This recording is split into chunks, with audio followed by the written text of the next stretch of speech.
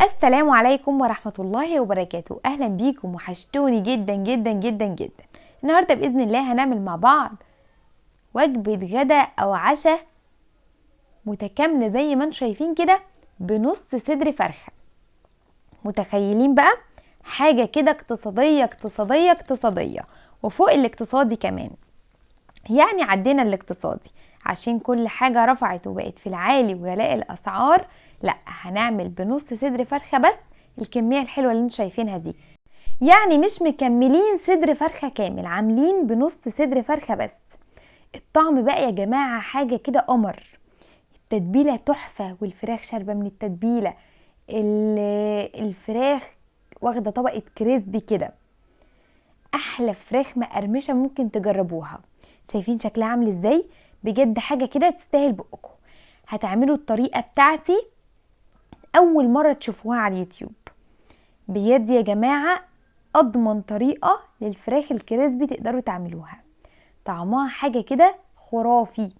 بس قبل ما نبتدي الفيديو، لو اول مرة بتشوفوني ما تنسوش تشتركوا في القناة وتحطوا لايك للفيديو ده لو عجبكم. يلا بينا نشوف الطريقة بتاعتنا على طول. بسم الله. اول حاجة انا معايا صدر فرخة.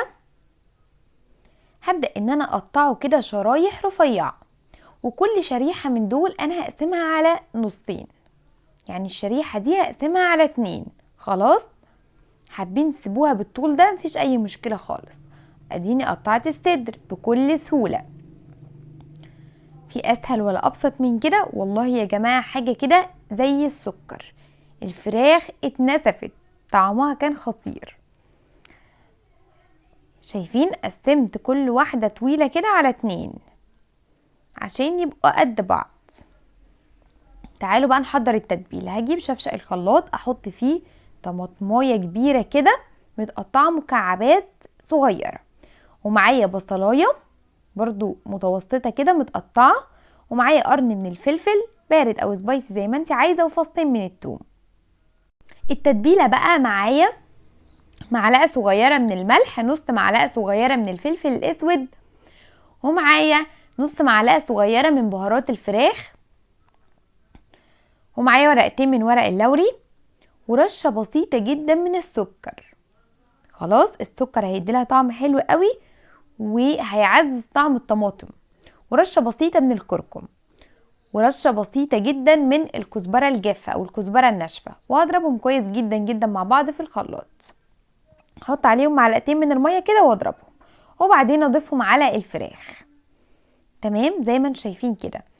واغلف كده الفراخ كلها في التتبيله، واسيب بقى الفراخ كده لمده ساعتين 2 بره. ما بحطهاش في التلاجة عشان التتبيله علشان الفراخ تتشرب التتبيله اسرع. خلاص، تعالوا بقى نحضر الكفر الخارجي. انا معايا هنا كوبايه من الدقيق، عليها معلقه كبيره من النشا، عليها رشه بسيطه جدا من السكر، رشه بسيطه جدا من الفلفل الاسود، ومعلقه صغيره من الكركم. خلاص، الكركم او الكاري. تمام. وبعدين اقلب بقى الدقيق مع التوابل دي مع النشا. خلاص، وبعدين هبدأ ان انا احط الفراخ في قلب الدقيق، وبعدين اشيلها احطها في مية متلجة، مية فيها تلج كده، واشيلها تاني احطها في الدقيق. خلاص، زي ما انتم شايفين كده. يبقى بنحط الفراخ في قلب الدقيق ونشيلها من الدقيق نحطها في المية المتلجة، ونرجعها تاني الدقيق تاخد طبقة تانية، ونشيلها بقى نحطها على الصينية. حابة تدخليها الفريزر مفيش اي مشكلة، مش حابة زي ما تحبي. انا طبعا يا جماعة قليت نص الكمية بس، ما قليتش الكمية كلها. خلاص، وعملت معايا الكمية اللي انتوا شفتوها في بداية الفيديو. ما شاء الله، يعني تكفي أسرة كاملة. وجبة متكاملة اقتصادية جدا جدا وسريعة وتحفة. وتقدري طبعا تخزنيها بقى كده وتحطيها من اللستة بتاعة تجهيزات وتفريزات رمضان. أكلة اقتصادية جدا جدا جدا.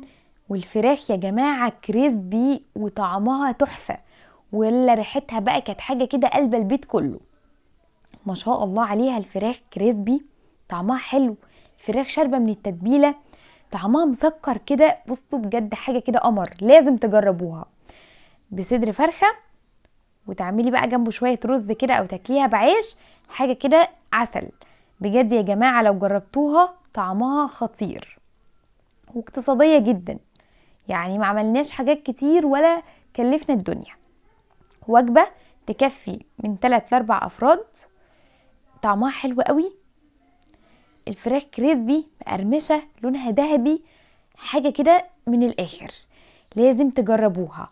عليها بقى شوية بقدونس كده وشوية مايونيز، لو عندنا نحط كده على الرز شوية مايونيز، وبألف هنا وشفا على قلوبكم. تقدري تعمليها في عزومة او تقدري تعمليها وجبة غدا او عشاء، طعمها لذيذ لذاذة مش طبيعية. الفراخ سكر، طعمها خطير. وبس كده الفيديو بتاعنا خلاص خلص، جربوها ومستنية رأيكم فيها. السلام عليكم.